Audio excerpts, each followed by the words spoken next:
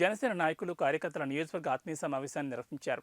వత్సవాయిపట్నంలోని ఓ ఫంక్షన్లో ఆత్మీయ సమావేశాన్ని ఏర్పాటు చేసి గ్రామస్థాయి నుంచి మండల స్థాయిలో పార్టీని బలోపేతం చేస్తూ నాయకులు ముందుకు సాగాలని కోరారు. ఈ సందర్భంగా జగ్గయ్యపేట నియోజకవర్గ ఇన్ఛార్జ్ బడీషా మురళీకృష్ణ మాట్లాడుతూ సమన్వయంతో ముందుకు సాగుదాం, టీడీపీతో పొత్తు నేపథ్యంలో అధినేత పవన్ కళ్యాణ్ సిద్ధాంతాల మేరకు అందరూ నడుచుకోవాలని సూచించారు. నమస్కారం అండి. ఈరోజు జగ్గయ్యపేట నియోజకవర్గంలో వత్సవాయి మండలం మరి వాసవి ఫంక్షన్ హాల్లో జనసేన పార్టీ నియోజకవర్గ ఆత్మీయ సమావేశం జరుగుతూ ఉంది.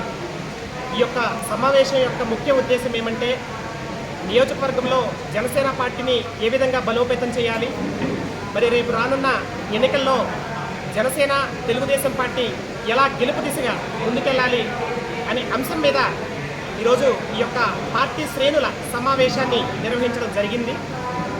మరి ఈరోజు వైసీపీ ప్రభుత్వాన్ని చూసుకున్నట్లయితే రాష్ట్రంలో ఎక్కడ చూసినా అరాచకాలు, రాష్ట్రంలో ఎక్కడ కూడా కొద్దిగా కూడా అభివృద్ధి అనేది కనిపించకుండా మరి వైసీపీ నియంత పాలనని కొనసాగిస్తూ ఉన్న సందర్భాన్ని మనందరం కూడా చూస్తూ ఉన్నాం.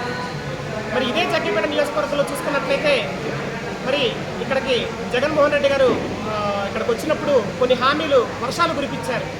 అవేమంటే ముత్యాల ఎత్తిపోతకల పథకం అనే ఒక ప్రాజెక్టుకి వేదాద్రి ఎత్తిపోతకల పథకం అని చెప్పేసి పేరు మార్చి, అదేవిధంగా ఏదో ఈఎస్ఐ హాస్పిటల్ భవనాన్ని 5 కోట్లు పెట్టి నిర్మిస్తానని చెప్పినటువంటి జగన్మోహన్ రెడ్డి గారు, అదేవిధంగా ట్రామా కేర్ సెంటర్ని ఏర్పాటు చేస్తామని చెప్పినటువంటి జగన్మోహన్ రెడ్డి గారు హామీల వర్షం కురిపించారు.